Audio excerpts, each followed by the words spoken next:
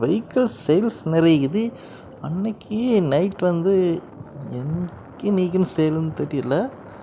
அந்த சேலில் வந்து 2 டாக்ஸை போட்டிருந்தாங்க. அதாவது அந்த சேல்ஸு கார்டா யாரும் உள்ளே வராமல்.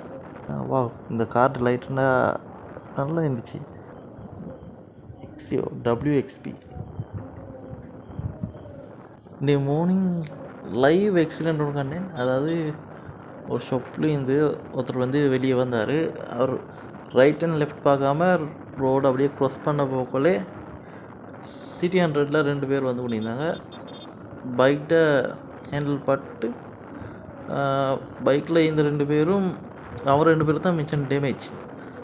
ஹஸ்பண்ட் அண்ட் ஒய்ஃப் போல் நல்ல ஏஜ்.